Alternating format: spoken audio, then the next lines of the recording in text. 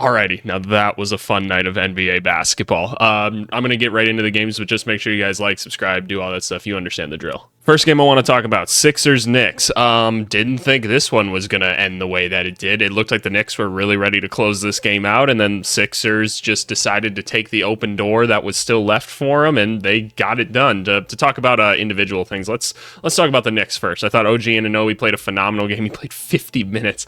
Look at this. This is such Thibs stuff right here. 50 minutes from OG, 50 minutes from Hart, like his effort guys, right? 50 minutes from Brunson. Just absolutely crazy to see stuff like that. But like Brunson was like slicing and dicing the whole night again. That was awesome. OG Anunoby, I thought, just played like a really good overall game. Like there was a couple turnovers that were kind of like but there was just a lot of things at the end of the game for the Knicks that just didn't look great. Like they kind of just like crumbled at the end there.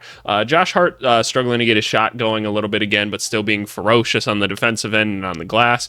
Love to see it. Hartenstein not as involved in this one, but also because Mitchell Robinson was back. Both of them, though, didn't really make a huge impact. It felt like they got their rebounds and stuff, and there was times where like they both really kept possessions going, and that was really awesome. I remember one streak in particular where Hartenstein got like 3 or 4 offensive rebounds or like tap outs in like one possession, and that was really cool. But otherwise, it didn't feel like maybe they were quite as impactful as they usually were. Shout out Deuce McBride again, who's just electrifying the crowd right now, and he's really coming into his own. I really didn't know much like about him like going into this season, and when I saw he got the contract extension, I was kind of like, oh, they must really see something in this guy, because I just haven't seen like much of him. And when they went and traded some of the guys that they had at the deadline, it really opened up a space for him to thrive, and he has absolutely excelled in it. So shout out Deuce on this team. But like overall, I thought New York played like a good game. Like I thought they played really good defense and everything. They just unfortunately weren't able to stop like one dude on the Sixers, and that would be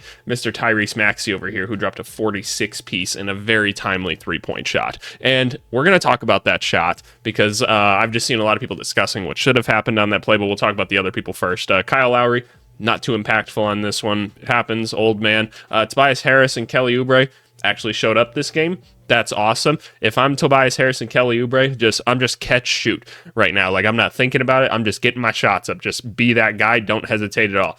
Nick Batum, solid in this one, played good defense. Cameron Payne, I feel like, was the sneaky one. Like, I feel like he was really contributing, like, real spark minutes. Like, he wasn't out there very long, but when he was getting his shots up. He was being energetic. I saw he got, like, kind of like a tip back out for an offensive rebound. So, love Cam Payne for that one. Love the little dancing boy. But yeah, let's talk about this shot really quick.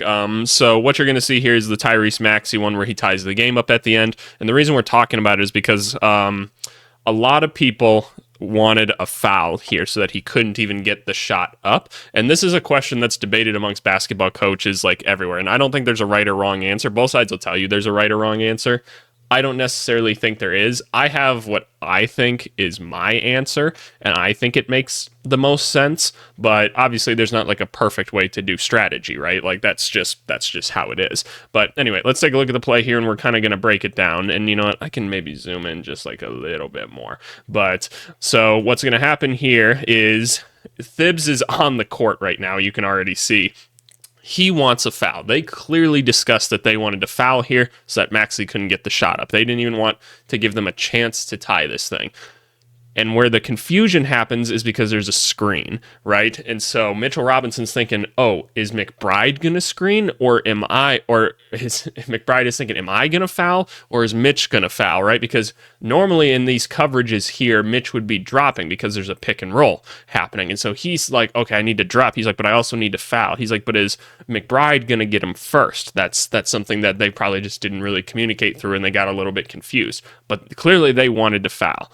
Now, we got Maxey going over. They don't get a chance to foul. They get the shot up. They're hoping that, and I'll let you guys watch it going. Bang! Absolutely electric. Love to see it. But what they were hoping to do is foul.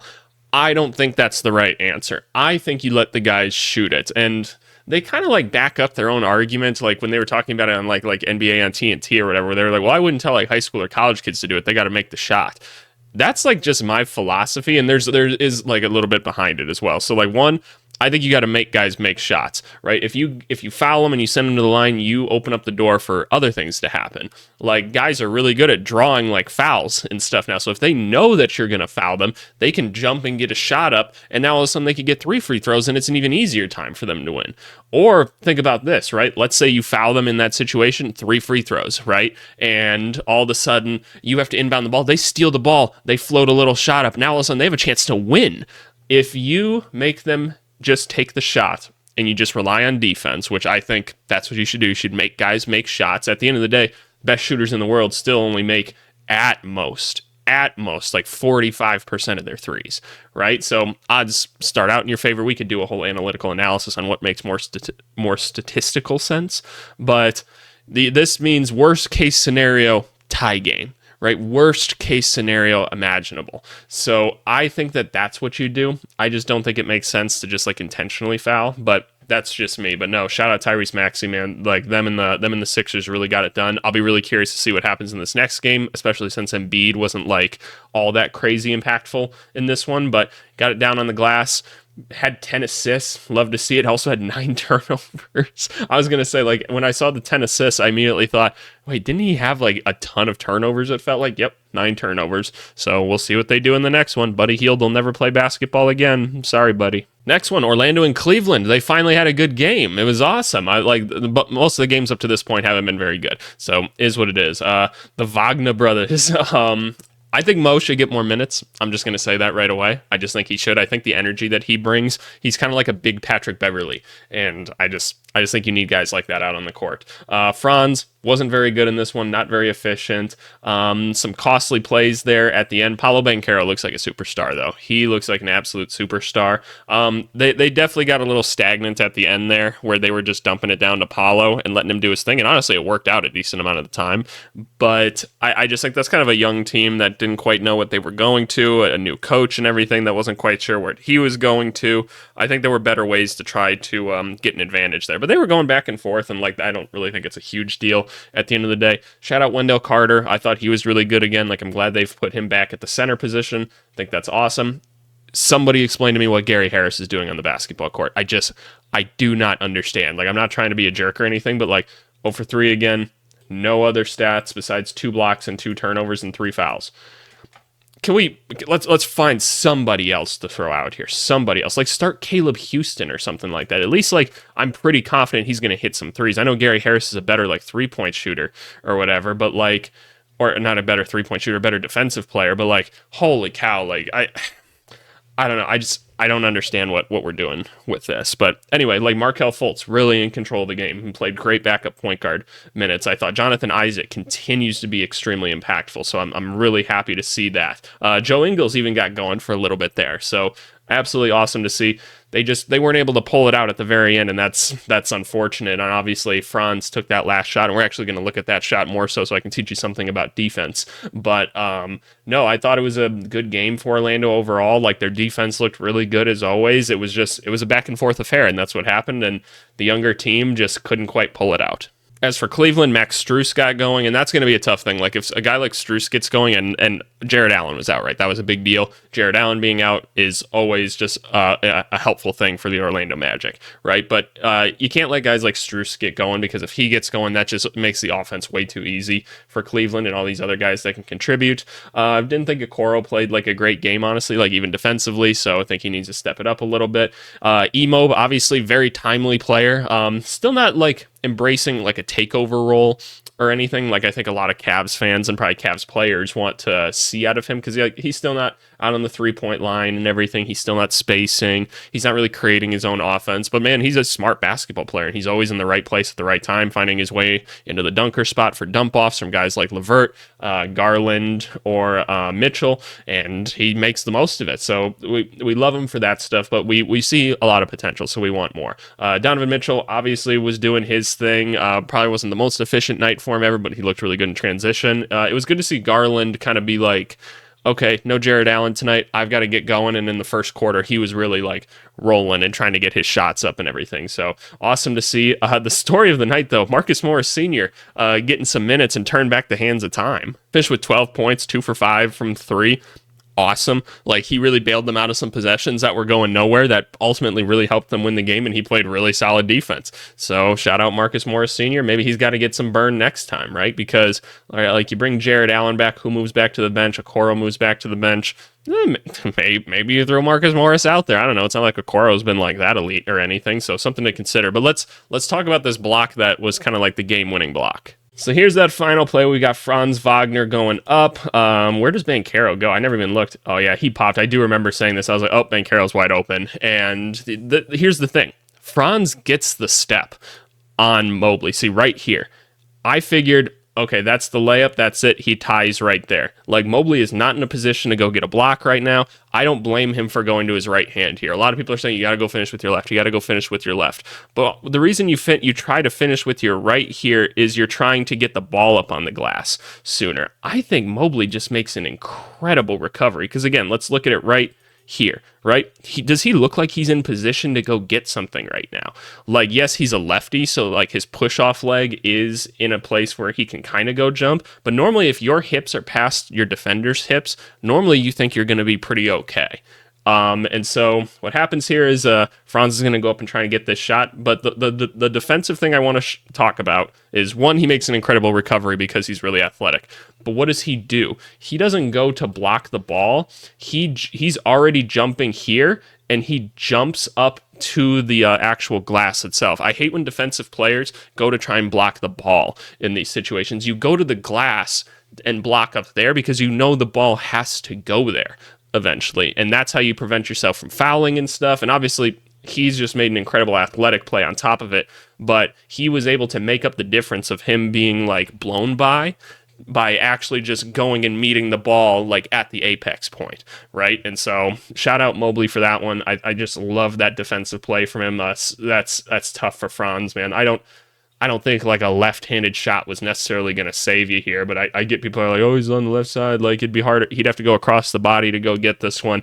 You can make the same argument, though, that you're like, I'm scared that he's going to block it. Let me just get it up on the glass like earlier, and that's why you use the right hand to get it up. So I don't know. Either way, I just think it's a very impressive play, and I don't think it's Franz's fault at all. But yeah, now we go back to Orlando. Orlando's played really well at home, and man, I want to hear the Orlando song one more time, man, at least. So I'll be rooting for them in the next game. And then finally, Bucks Pacers. Ooh, that's a great image right there to describe this game. The Bucks just kind of came out and did their thing. Well, honestly, the Pacers came out and did their thing first. Like, they were going to Miles Turner again. That looked really good. Like, Halliburton was kind of out there doing his thing. Awesome.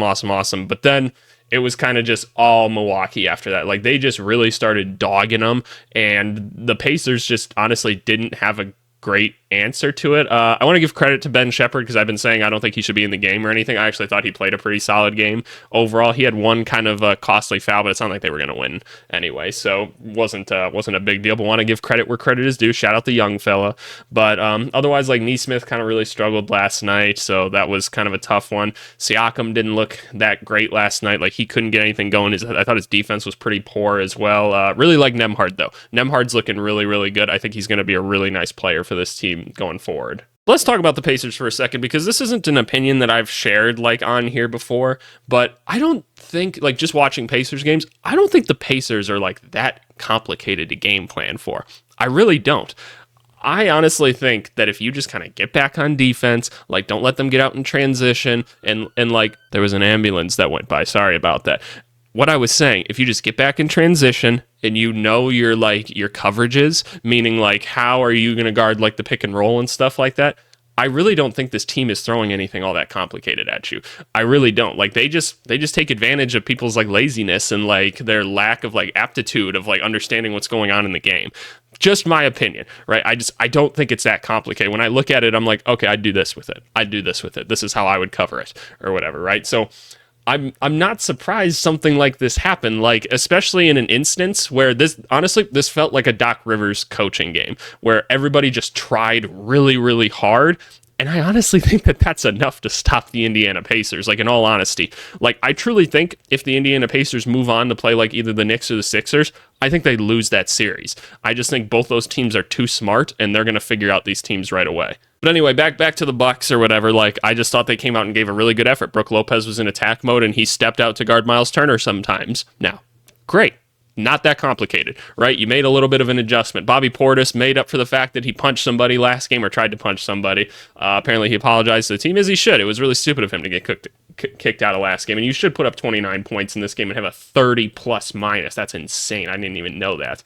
And put up 10 rebounds and telling people they're too small. Absolutely electric. Oh, side note, who were those fans that were like screaming in the microphones at that Bucks Pacers game that we could all hear on TV? They were chirping the whole game. They're not going to have any voice the next day. Holy cow. Like that was absolutely nuts. But anyway, Doc, thank you for playing Malik Beasley now. Why were you not playing Malik Beasley earlier? Didn't make any sense. He's been having a phenomenal season. Now he's shimmying and hitting threes again. Good. Keep playing him. It's not that complicated. Chris Middleton, again, just being that dude. Love to see it. Patrick Beverley had a game last night, man. Telling people they're too small, getting people texts by just like being scrappy with them, like getting timely rebounds and everything. He had 12 assists.